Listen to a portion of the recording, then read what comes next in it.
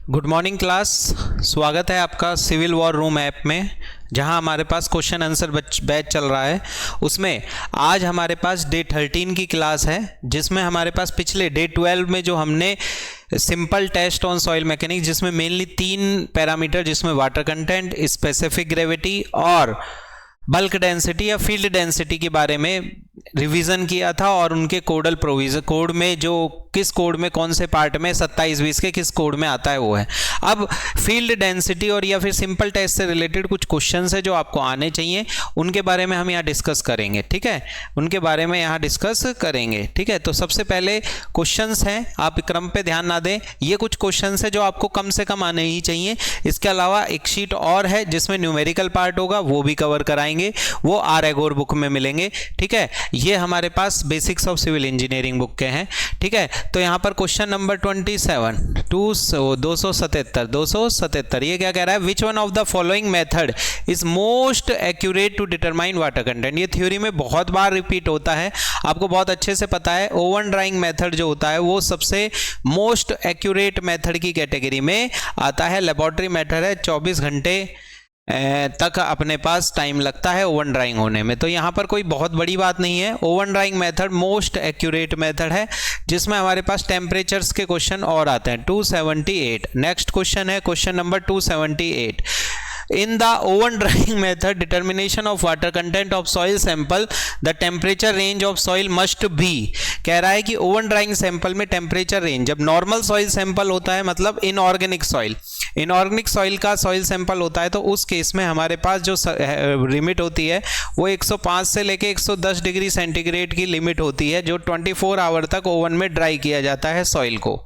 शर्त यह है कि किसी भी सूरत में 110 डिग्री से ज़्यादा तापमान पर गर्म नहीं किया जाता, क्योंकि इस तापमान से ज़्यादा पर मिट्टी का जो स्ट्रक्चरल या हाइग्रोस्कोपिक वाटर है, हाइग्रोस्कोपिक वाटर आप इरिगेशन में टर्म यूज़ करते हैं। हाइग्रोस्कोपिक वाटर मतलब जो मिट्टी के साथ आणविक स्तर पर मॉलिक्यूलरली बॉन्डेड वाटर जो है वो रहता है। ठीक है, अगर आपने 110 से ज़्यादा तापमान कर लिया तो वो वाटर भी डिस्टर्ब होगा, और हमें केवल रिक्तियों में पानी की उपस्थिति चाहिए, क्योंकि वाटर कंटेंट जो होता है वो क्या होता है? मास ऑफ वाटर बटे में मास ऑफ सॉलिड। तो मिट्टी में सॉलिड का मास तो फिक्स ही है, जो भी वॉल्यूम की मिट्टी है। वाटर अगर हम गर्म करेंगे तो कम होता चला जाएगा। तो मिट्टी को जो सुखाने की बात हो रही है या ओवन ड्राइंग करने की बात हो रही है, वो इसीलिए की जा रही है। केवल वॉइड्स में, ओनली वॉइड्स के जो वाटर है उसको हमको लेना है, वाटर है उसको लेना है हाइग्रोस्कोपिक वाटर या फिर मॉलिक्यूलर, है ना, हाइग्रोस्कोपिक वाटर को हमको कंसीडर नहीं करना है, जो कि मॉलिक्यूलर बॉन्डेड वाटर होता है। इसको एडजॉर्ब वाटर भी बोलते हैं कोहेसिव सॉइल में, इसी की वजह से कोहेसिव नेचर बनता है। ठीक है, तो हमको इसमें कोई इंटरेस्ट नहीं है, इसलिए 110 से ज़्यादा हम किसी भी सूरत में नहीं करते। तो टेम्परेचर रेंज अप टू कितना होता है? 110, उससे ज़्यादा नहीं होता। ठीक है, क्वेश्चन नंबर 279, क्वेश्चन नंबर 279 में कह रहा है water content of highly organic soil. देखिए, ऑर्गेनिक सॉइल जो होती है तो उनके लिए टेम्परेचर रेंज, 3 क्वेश्चन है ही जो आपको मैंने रिपीट कराए थे। क्वेश्चन नंबर 279, ठीक है, water content of highly organic soil के लिए हमारे पास 60 डिग्री से ज़्यादा हम ओवन में टेम्परेचर नहीं करते। क्यों? क्योंकि जो ऑर्गेनिक मैटर होते हैं वो गर्म होने पर पानी छोड़ते हैं। आप इसको सिंपल एग्जांपल ले लो, जैसे आपने कभी पालक वगैरह उबाला, वो भी ऑर्गेनिक है, हमारा शरीर अपना जलता है तब भी वो पानी छोड़ता है। ठीक है, जितने भी ऑर्गेनिक मैटर है जब उनको गर्म किया जाता है तो टेम्परेचर पर ऑर्गेनिक मैटर क्या छोड़ते हैं? वाटर अपना छोड़ देते हैं, जबकि हमको इस ऑर्गेनिक मैटर के वाटर से हमको कोई मतलब नहीं है। ठीक है, तो ये वाटर जो छोड़ते हैं उससे हमको कोई मतलब नहीं है, हमें तो मिट्टी में जो उपस्थित वाटर कंटेंट है वो ज्ञात करना है वॉइड में। ठीक है, तो ऑर्गेनिक मैटर जैसे ऑर्गेनिक सॉइल आपको पता ही है कौन कौन सी होती है। पीट सबसे ज़्यादा, फिर मर्ल जो ओशियंस में पाई जाती है, मर्ल, मक और ह्यूमस। ठीक है, और ह्यूमस। क्वेश्चन नंबर 280, तो इसमें कोई दिक्कत ही नहीं है, 60 डिग्री से ज़्यादा नहीं करते। कारण उसका क्या है, कथन कारण वाला क्वेश्चन है कि 60 डिग्री से ज़्यादा टेम्परेचर पर ऑर्गेनिक मैटर जो है, जो स्पॉन्जी नेचर आता है उनमें, तो ऑर्गेनिक मैटर जो है वो अपना पानी छोड़ देंगे, जबकि हमको रिक्तियों में उपस्थित पानी से ही मतलब है।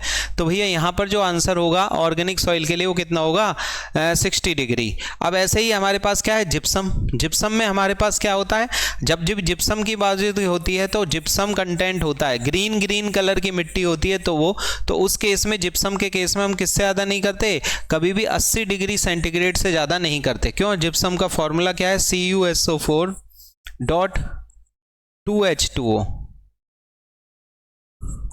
और संतृप्त हो जाता है, ये संतृप्त होता था तो 7H2O।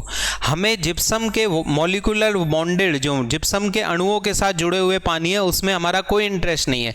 वाटर कंटेंट सिंपल मिट्टी की रिक्तियों में जो पानी है उससे हमारा इंटरेस्ट है, हमें वही ज्ञात करना है, मिट्टी को जो ओवन में सुखा रहे हैं उसके पर्पज से।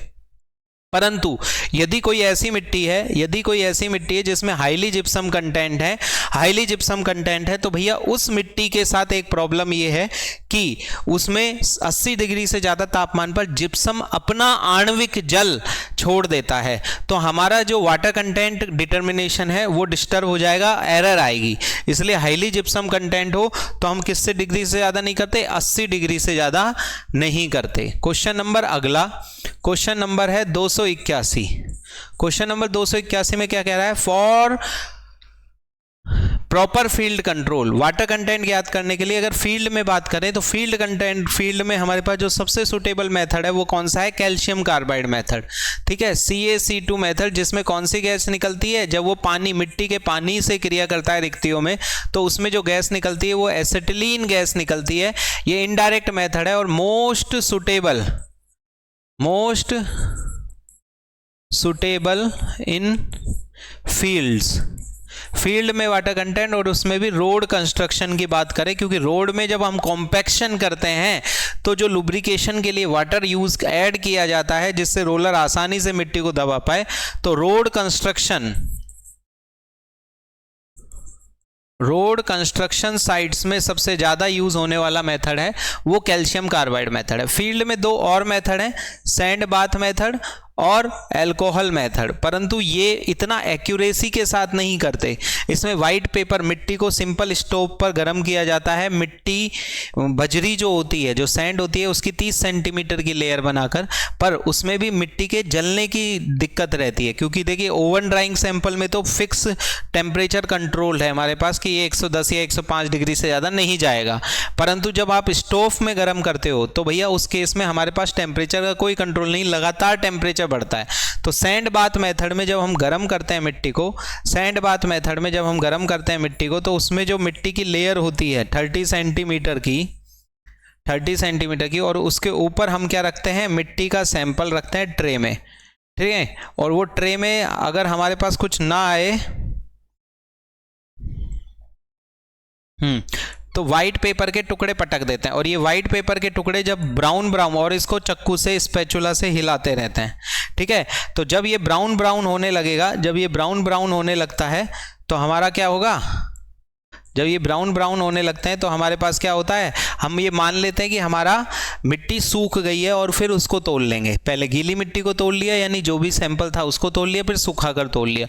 पर यहाँ पर क्योंकि हमारे पास जो स्टोव है, वो जो नीचे बर्नर जल रहा है उस पर कोई टेम्परेचर कंट्रोल नहीं है, वो लगातार बर्नर जलता रहेगा, तो टेम्परेचर नहीं है तो ये इतना एक्यूरेट नहीं है। ऐसे अल्कोहलिक स्प्रिट डाल देते हैं मिट्टी में और उसमें आग लगा देते हैं, जिससे ऊपर से मिट्टी सूख जाती है, पर वो प्रॉपर नहीं आ पाता। तो फील्ड कंट्रोल में तो ये भी वाटर कंटेंट ज्ञात करता है, ये भी, पर सबसे एक्यूरेट मेथड फील्ड में अगर बात करें तो कैल्शियम कार्बाइड मेथड है, जिसमें कौन सी गैस निकलती है, C2H2 एसिटिलीन गैस निकलती है। ये इनडायरेक्ट मेथड है, गैस के प्रेशर से ये नापता है कि कितना वाटर कंटेंट होगा, कि जितना ज़्यादा पानी होगा उतना ज़्यादा रिएक्शन होगी कैल्शियम कार्बाइड की और उतनी ही ज़्यादा गैस बनेगी, और उस गैस के प्रेशर से हम इनडायरेक्टली अंदाज़ा लगाते हैं, ठीक है। तो इसका आंसर प्रॉपर तरीके से देखें तो डी होगा। क्वेश्चन नंबर 282, क्वेश्चन नंबर 282 क्या कह रहा है, specific gravity of soil solid is determined by. Specific gravity किस किस से ज्ञात की जा सकती है? देखिए स्पेसिफिक ग्रेविटी सॉइल सॉलिड, देखिए स्पेसिफिक ग्रेविटी लिक्विड की ज्ञात करने के लिए हमारे पास हाइड्रोमीटर होता है, जैसे बैटरी वगैरह में हाइड्रोमीटर होता है। नेक्स्ट चैप्टर में आपको डिटेल में और आ जाएगा हाइड्रोमीटर। पार्टिकल साइज डिस्ट्रीब्यूशन का ड्रॉ करने के काम भी आता है। कुल मिला के स्पेसिफिक ग्रेविटी अगर लिक्विड की ज्ञात करनी है, कोई लिक्विड चाहे वो एडमिक्सचर वाला लिक्विड हो या कोई केमिकल हो उसकी डेंसिटी ज्ञात करनी है, या कोई ऑयल हो उसकी डेंसिटी ज्ञात करनी है, तो लिक्विड की स्पेसिफिक ग्रेविटी ज्ञात करनी है तो वो हाइड्रोमीटर एनालिसिस। पर सॉलिड्स की अगर स्पेसिफिक ग्रेविटी ज्ञात करनी है तो पिक्नोमीटर मेथड या डेंसिटी बॉटल मेथड यूज किया जाता है। ठीक है, जो मैंने रिवीजन क्लास में डे 12 में आपको बहुत अच्छे से बताई दिया था, बहुत अच्छे से बताई दिया था। ठीक है, अगला चले, क्वेश्चन नंबर अगला है हमारे पास, तो पिक्नोमीटर ए आंसर होगा उसका। ठीक है, क्वेश्चन नंबर अगला, क्वेश्चन नंबर है 283। क्वेश्चन नंबर 283 में क्या कह रहा है? ये कह रहा है which one of the following is determined with the help of pycnometer. Pycnometer method तो आपको बहुत अच्छे से पता है, पिक्नोमीटर जो है वो दो चीज ज्ञात करता है। क्या? वाटर कंटेंट भी इससे ज्ञात करवा लो और स्पेसिफिक ग्रेविटी भी इससे ज्ञात करा लो। ये दोनों मेथड ये इजीली ज्ञात करके दे देता है ना। स्पेसिफिक ग्रेविटी भी ज्ञात करता है और वाटर कंटेंट भी ज्ञात करता है। एक चीज तो आपको ये पता होनी चाहिए। ठीक है, दूसरा हमारे पास तो यहां पर आंसर क्या होगा? With the help of pycnometer हम क्या क्या ज्ञात कर सकते हैं? ड्राई डेंसिटी नहीं, स्पेसिफिक ग्रेविटी हाँ, तो वाटर कंटेंट और स्पेसिफिक ग्रेविटी ज्ञात कर सकते हैं। वॉइड रेशो नहीं ज्ञात होता, ठीक है, और ना ड्राई डेंसिटी ज्ञात होती। ठीक है, तो इसका आंसर कौन सा होगा? सी होगा। ठीक है, तो सी आंसर होगा पिक्नोमीटर। बस एक चीज और याद रखनी है जो आपको रिवीजन में बता दिया, स्पेसिफिक ग्रेविटी ज्ञात करते हैं तो इसमें जो सैंपल होगा वो ओवन ड्राई सैंपल होगा, जबकि वाटर कंटेंट में हम वेट सॉइल सैंपल यूज करते हैं। एक चीज और, अगर आप पिक्नोमीटर से क्या ज्ञात कर रहे हो? Water content.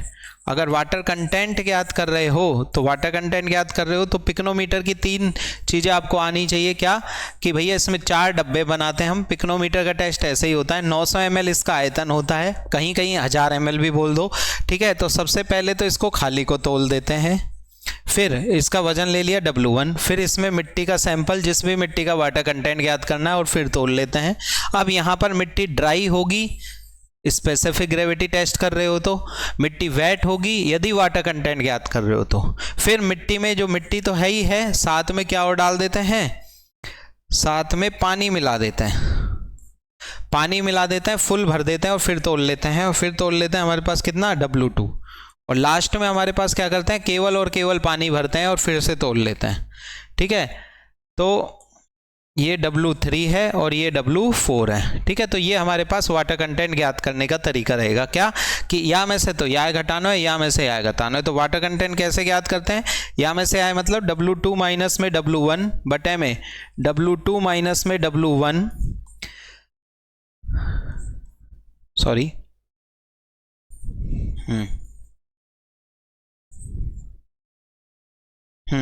तो W2 minus W1, W3 minus में W4 इंटू में G माइनस में 1 बटे में G और टोटल में से -1। ठीक है, तो ये हमारे पास फॉर्मूला होता है। एक चीज और है, पिक्नोमीटर से वाटर कंटेंट ज्ञात तो कर लोगे, परंतु उसके लिए आपको क्या पता होना चाहिए? स्पेसिफिक ग्रेविटी और पता होनी चाहिए, तभी आप इसको ज्ञात कर पाओगे, नहीं तो नहीं कर पाओगे। बात समझ में आ रही है? तो इसमें तो आंसर हम आराम से लगा सकते हैं। क्वेश्चन नंबर अगला है 284। 284 में क्या कह रहा है? For a given soil sample the calcium carbide method is generally use. तो कैल्शियम कार्बाइड मेथड पहले भी आ गया था हमारा, तो जनरली यूज क्या? वाटर कंटेंट ज्ञात करने में काम आता है। जनरली रोड कंस्ट्रक्शन की साइट में इसको यूज किया जाता है। ठीक है, अगला है which one of the following statement is not correct. कह रहा है कि निम्न में से कौन सा स्टेटमेंट है जो कि करेक्ट नहीं है? करेक्ट नहीं है यानी गलत स्टेटमेंट को हमको आंसर टिक करना है। तो सबसे पहले 50 ml डेंसिटी, 50 ml डेंसिटी बोतल क्या सभी के लिए सुटेबल है?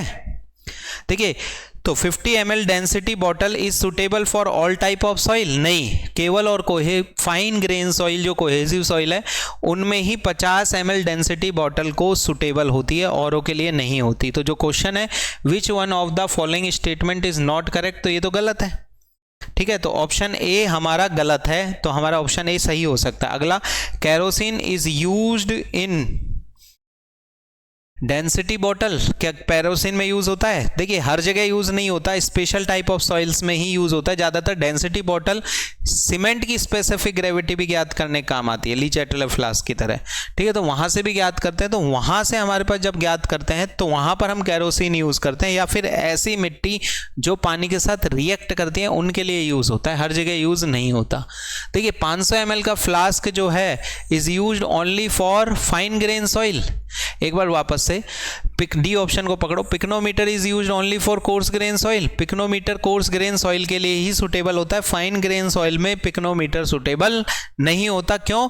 क्योंकि जो हमारा पिछला अपन ने यहाँ बताया था, तीसरी स्टेज जब मिट्टी में पानी डाला जाता है तो जो चिकनी मिट्टियां होती हैं उनके वॉइड इंटरकनेक्ट नहीं होते, तो यहाँ कुछ ना कुछ एयर वॉइड रह जाते हैं।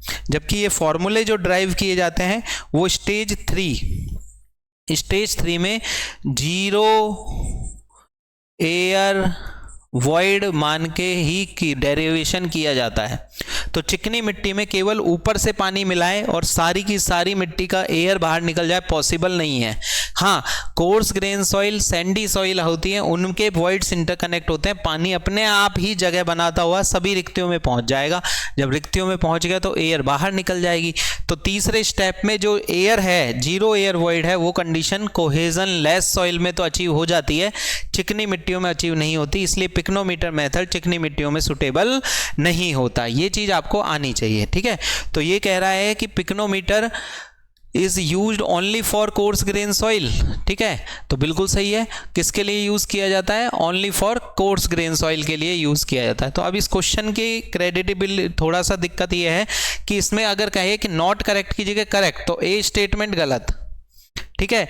Kerosene is used in density bottle, सही है, डेंसिटी बॉटल में यूज होता है। 50 ml का फ्लास्क जो होता है ओनली यूज फॉर पिक्नो ना, ये तो इसमें क्वेश्चन में हल्का सा डिफेक्ट है कि क्वेश्चन पूछ ये रहा है नॉट करेक्ट, जबकि नॉट करेक्ट वाले कई ऑप्शन है, कई ऑप्शन मतलब ए भी सही है, डी भी सही है, सी भी सही है ना। तो इसमें बी ऑप्शन मेरे ख्याल से सबसे सही है।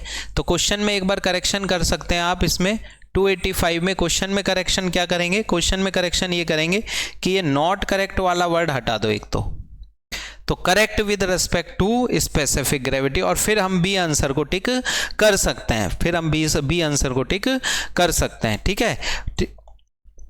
क्वेश्चन नंबर 286, क्वेश्चन नंबर 286 में कह रहा है the gas formed in reaction of calcium carbide. Calcium carbide gas में कौन सी गैस निकलती है? एसिटिलीन गैस, टाइलीन गैस। एसिटिलीन गैस कैसे? जो कैल्शियम कार्बाइड है CaC2, पानी जो मिट्टी की रिक्तियों में उपस्थित पानी उससे रिएक्ट करता है और C2H2 बनाता है और CaCO3 का चूने का पेस्ट बनाता है, जो कि सीमेंट की तरह हार्ड हो जाता है कुछ समय बाद, ठीक है। तो ये वाली जो गैस है वो निकलती है, तो ये एसिटिलीन गैस है वो निकलती है, ठीक है। और इसी के प्रेशर को नापकर हम अंदाजा लगाते हैं। अगला है 287, which among of the following water content determination method in situ test. In situ test में कौन सा वाटर कंटेंट ज्ञात करने के लिए सुटेबल है? वाटर कंटेंट ज्ञात करने के लिए देखो सैंड बार्ट मेथड तो फील्ड मेथड है, ठीक है। रेडिएशन मेथड, तो रेडिएशन मेथड जो है वो इन सिटू, देखो इन सिटू का मतलब क्या है पहले तो ये समझो। ये कई बार आएगा आगे भी, इन सिटू कंडीशन, इन सिटू कंडीशन। इन सिटू कंडीशन का मतलब क्या होता है? इन सिटू कंडीशन का मतलब बिना कोई सैंपल लैब फील्ड से उठाए वहीं की वहीं ज्ञात करना, ठीक है। तो वहीं की वहीं अगर ज्ञात करते हैं तो हमारे पास इन सिटू कंडीशन कहती है, मतलब मिट्टी को डिस्टर्ब नहीं किया हमने। तो रेडिएशन मेथड जो कि हमको पता है, कोबाल्ट 60 का आइसोटोप इसमें यूज किया जाता है। कोबाल्ट 60 के आइसोटोप में इसमें क्या होता है, जो स्टील ट्यूब्स का भी यूज होता है, क्योंकि जो यूजर होता है उसको रेडिएशन, कोबाल्ट 60 रेडियो एक्टिव पदार्थ है, CO60 रेडियो एक्टिव, उसके न्यूट्रॉन की एक प्रॉपर्टी होती है कि वो वाटर कंटेंट, वाटर से अपनी टकराकर अपनी एनर्जी लॉस करते हैं। तो दूसरी ट्यूब जो 5 मीटर दूरी पर है वहाँ पर यहाँ पर अपने पास एक डिटेक्टर होता है जो कि इनकी एनर्जी लॉस, तो जो अपने पास कौन सा कैल्शियम कार्बाइड मेथड है उसमें तो क्या करते हैं, गैस का प्रेशर नापते हैं, वहां तो हम क्या नापते हैं, गैस का प्रेशर नापते हैं, जबकि जो इन सिटू कंडीशन में न्यूक्लियर डेंसिटी जो रेडिएशन मेथड है जिसमें कोबाल्ट 60 का आइसोटोप यूज होता है, उसमें क्या नापते हैं, loss in energy of neutron, neutron की ऊर्जा कितनी हानि हुई है उसको नापते हैं और उसके आधार पर काम करते हैं। तो आंसर क्या है, रेडिएशन मेथड। ठीक है।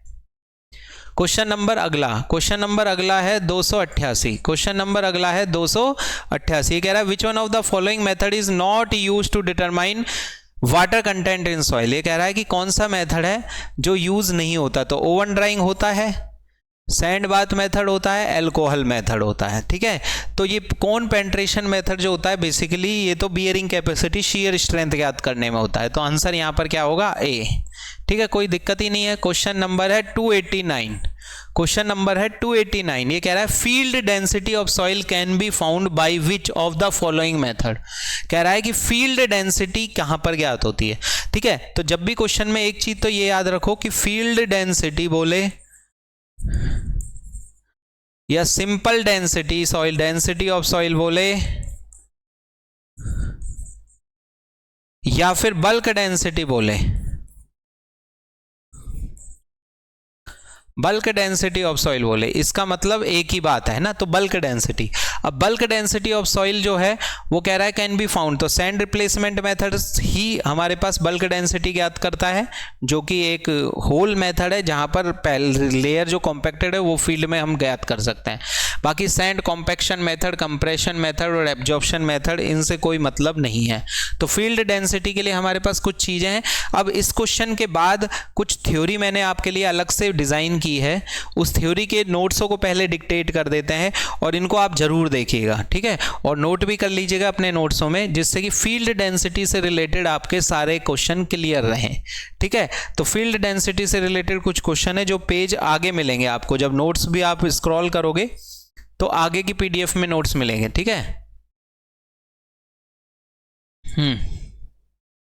तो यहां देखो 11वें पेज पे आपके पास मिलेंगे। एक बात तो आपको पता होनी चाहिए, वही सारे के सारे टेस्ट कौन से होते हैं, IAS 27-20।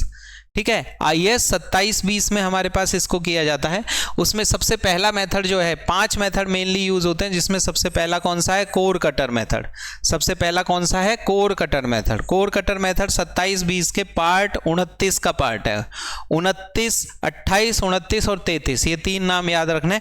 28 में सैंड रिप्लेसमेंट मेथड है, 29 में हमारे पास कोर कटर मेथड है और 33 में वाटर एब्जॉर्प्शन मेथड है। ठीक है, मेनली ये तो अपने पास है इंडियन कोड के, इंडियन मेथड हैं जो कि हैं। बाकी रबड़ बैलून मेथड और रेडिएशन या न्यूक्लियर गेज या न्यूक्लियर डेंसिटी गेज मेथड जो है ये इंडियन कोड के हिसाब से नहीं है, ये ASTM code, American society of testing material वाले कोड से लिया गया है। IS कोड उनके लिए कोई रेफरेंस नहीं देता। तो सबसे पहला कौन सा, कोर कटर मेथड। तो इन नोट्सों को जरूर अपने नोट्सों में ऐड कर लेना, ये PDF में जो है उनको।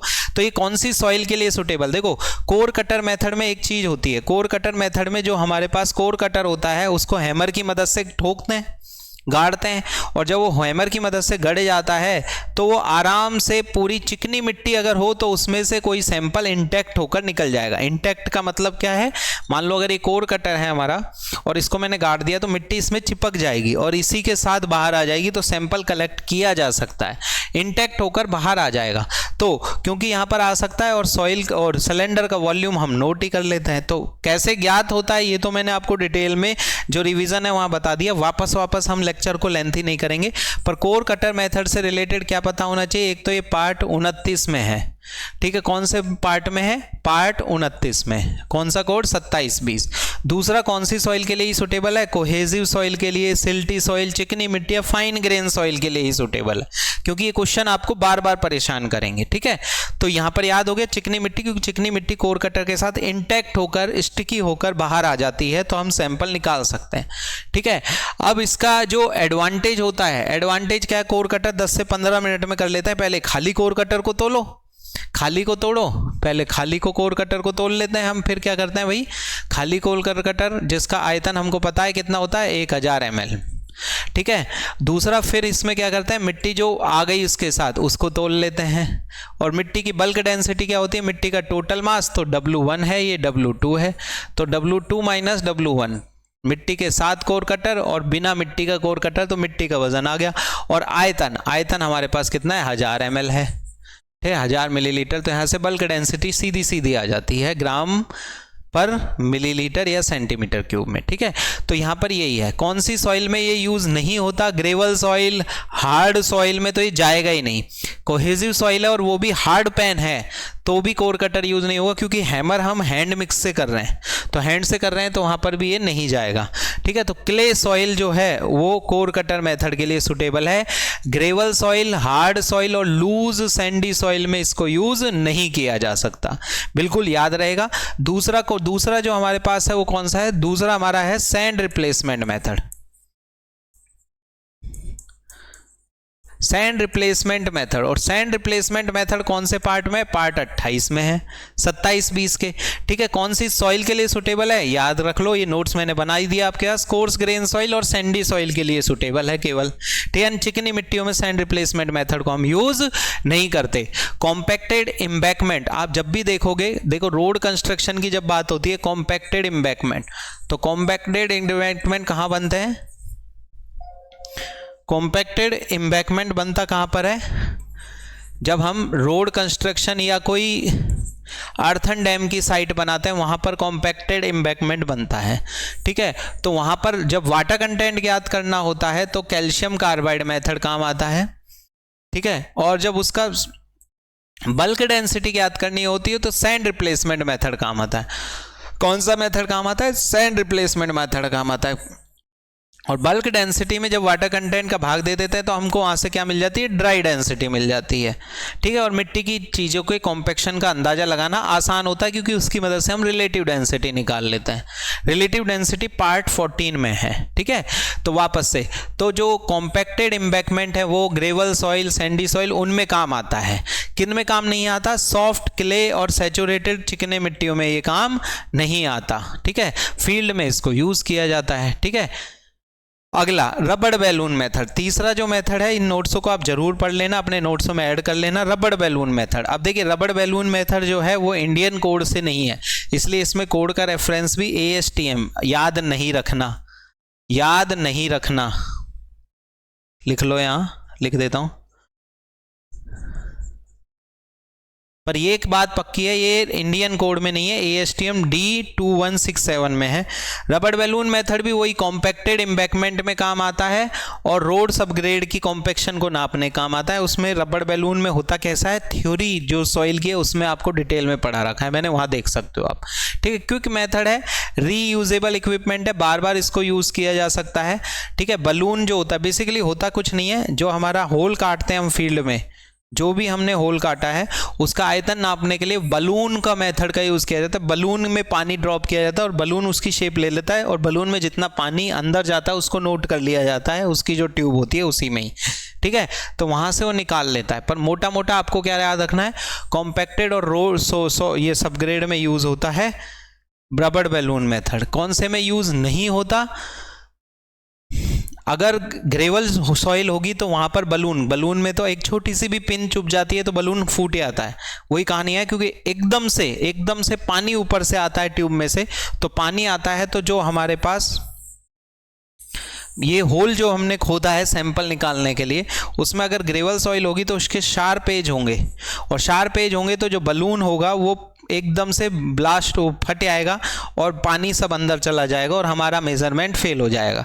इसलिए कौन सी सॉइल में सुटेबल नहीं है, शार्प ग्रेवल बलून को डैमेज कर देते हैं तो उनमें ये सुटेबल नहीं हो पाता। बाकी तो सब में कर सकते हो आप, केवल शार्प ग्रेवल नहीं होने चाहिए, ठीक है। अगला कौन सा है, वाटर रिप्लेसमेंट मेथड। मैंने आपको बोला था वाटर रिप्लेसमेंट मेथड पार्ट हमारे पास कितना, देखो पार्ट 3 में नहीं है, ये अपने पास थोड़ा सा गड़बड़ लिख दिया इसने, पार्ट 33 में कर देना, इसको पार्ट 33 में कर लेना। और जो जैसे खेतों में जो मिट्टी होती है डगले जिसको कहते हैं अपन, लम्स कह दो या सॉइल क्लॉड बोल दो, तो इन रेगुलर सॉइल क्लॉड या रॉक फ्रैगमेंट के अगर हमको स्पेसिफिक ग्रेविटी ज्ञात करनी है तो हम इसको ज्ञात कर सकते हैं,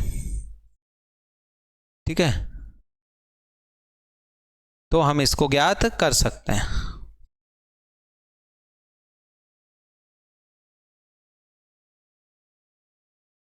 चलो ठीक है, अगला है रेडिएशन मेथड। क्वेश्चन अगला है 5वां रेडिएशन मेथड। ठीक है, तो रेडिएशन मेथड, सॉरी,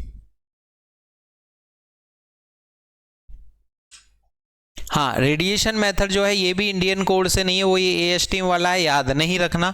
ठीक है, किसी भी सॉइल के लिए यूज किया जा सकता है। रोड कंस्ट्रक्शन और बड़े प्रोजेक्ट होता है वो स्पेशल परमिशन चाहिए। क्यों? क्योंकि इसमें गामा किरणें निकलती है। इसमें करते क्या है, जैसे मान लीजिए ये कोई सॉइल सबग्रेड है, तो रेडिएशन मेथड का इक्विपमेंट होता है और उस इक्विपमेंट के साथ एक ये उसके रेडिएशन की रॉड होती है जिसमें से गामा रेज निकलती है।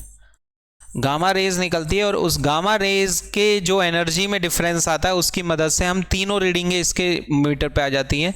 तीनों रीडिंगें आ जाती है। क्या? वाटर कंटेंट भी आ जाता है, स्पेसिफिक ग्रेविटी भी आ जाती है और बल्क डेंसिटी भी कैलकुलेट कर लेता है। ये बल्क डेंसिटी, ड्राई डेंसिटी सब आ जाता है। ठीक है, तो एक साथ आ जाता है। किसी भी सॉइल के लिए इसको यूज कर सकते हैं। डेंसिटी, मॉइस्चर सब ज्ञात करता है। ठीक है, तो ये आपके पास है, फास्ट है, बस इसको स्पेशल लाइसेंस की जरूरत होती है सेफ्टी, क्योंकि गामा रेज शरीर के लिए बहुत हानिकारक होती है। तो इनको एक बार सेटअप कर देते हैं और दूर चले जाते हैं और वहां से रिमोट कंट्रोल से बस गामा रेज का एक शॉट दिया जाता है जिससे सारी रीडिंगें अपने आप आ जाती है। कोई एक्सकवेशन की जरूरत नहीं है, ना सैंपल उठाना, बस मिट्टी में एक छेद करना है और रॉड को डालना होता है। उस रॉड को डालना है, वो गामा किरणें छोड़ेगी और आपके पास रीडिंग आ जाएगी। ठीक है, तो ये सैंड वाटर रिप्लेसमेंट मेथड वाला जो है इसको पार्ट 33 कर लेना, और तो सब कुछ सही है।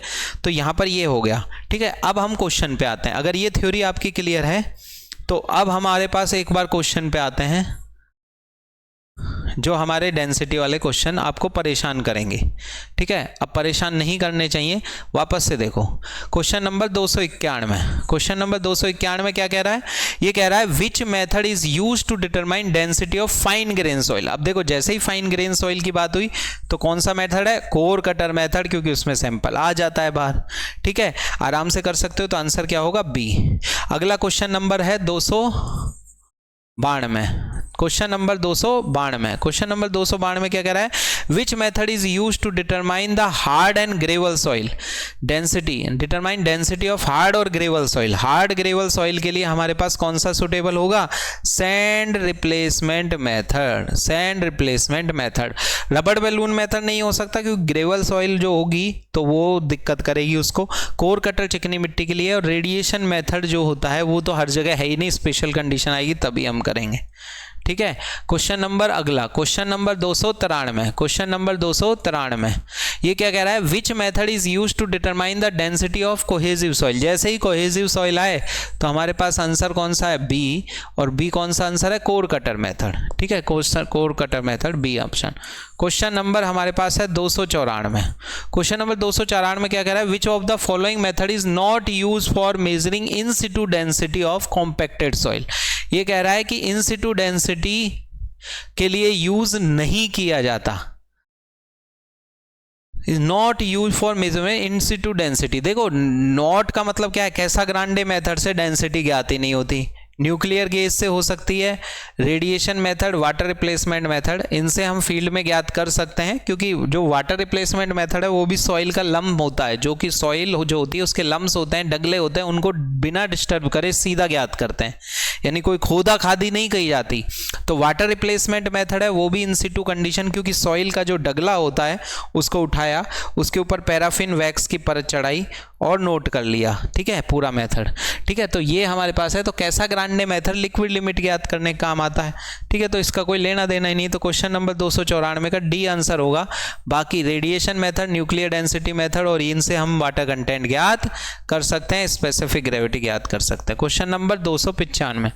क्वेश्चन नंबर 295 में क्या कह रहा है? ये कह रहा है which method is used to measure water content of soil if specific gravity of known. अगर स्पेसिफिक ग्रेविटी पता है तो पिक्नोमीटर का मैंने बता ही रखा है आपको फॉर्मूला, क्या कि 4 बार पिक्नोमीटर का ये डायग्राम बनाओ आप। पिक्नोमीटर में करते क्या हैं? खाली को वजन को तोल लेते हैं, मिट्टी के साथ तोल लेते हैं, फिर मिट्टी प्लस पानी को भर के तोल लेते हैं और फिर केवल पानी भर के तोल लेते हैं। और या में से याकू घटाना है, या में से याकू घटाना है, मतलब W2 माइनस में W1 बटे में W3 माइनस में W4 इनटू में G माइनस में 1 बटे में G माइनस में 1। इस तरीके से अगर हम करें तो ये वाटर कंटेंट ज्ञात करने का मेथड है। ठीक है, तो यहाँ से हम आराम से हम क्या ज्ञात कर सकते हैं, अगर स्पेसिफिक ग्रेविटी पता हो तो ही पिक्नोमीटर की मदद से हम ज्ञात कर सकते हैं। ठीक है, ये मैंने पहले ही बता दिया। अगला, nuclear density gauge can be use for all the following purpose. ये कह रहा है न्यूक्लियर डेंसिटी क्या क्या ज्ञात कर सकता है, आपके पास सब कुछ ज्ञात कर सकता है। Moisture content, weight density, dry density, ये ज्ञात कर सकता है। स्टैंडर्ड पेनिट्रेशन की रीडिंग नहीं देता, वो तो एसपीटी टेस्ट से ही करते हैं, एसपीटी टेस्ट से ही की जा सकती है। तो स्टैंडर्ड पेनिट्रेशन टेस्ट की रीडिंग नहीं दे पाएगा ये, बाकी तो आप कर ही सकते हो इसमें।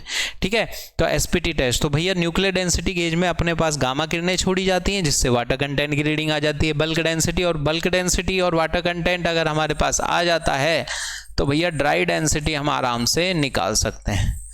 ठीक है, तो ये इस तरीके से काम हो सकता है। ठीक है, तो ये थे हमारे पास कुछ थ्योरेटिकल क्वेश्चन, इजी लेवल बोल दो, मीडियम लेवल बोल दो वो। ठीक है, तो जो सिंपल टेस्ट ऑफ सॉइल है उनसे रिलेटेड कोई कंफ्यूजन नहीं होना चाहिए।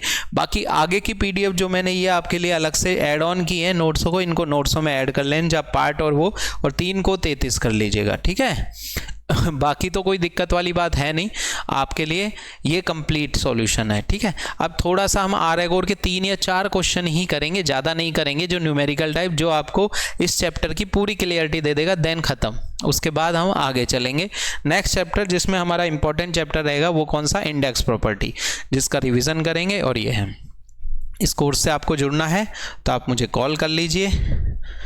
कॉल क्या है, 9414762958, 9414762958, ये 58 है ना। ठीक है, ये मेरा नंबर है।